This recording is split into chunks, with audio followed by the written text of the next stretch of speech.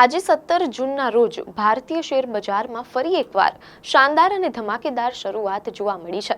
બજાર ખુલતાની સાથે જ રોકાણકારોનો ઉત્સાહ સાતમા આસમાને પહોંચી ગયો છે અને નિફ્ટીએ ફરી એકવાર 24,000ની ઐતિહાસિક સપાટી પાર કરી લીધી છે।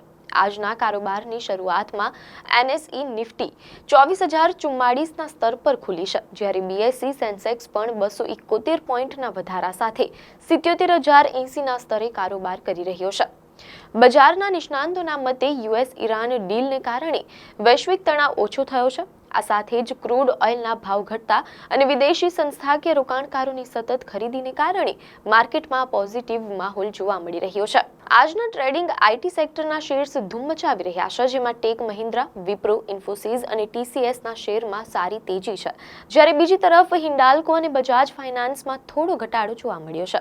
આવી જ ન્યૂઝ અપડેટ માટે ધ લોકસત્તા પેજને ફોલો કરો।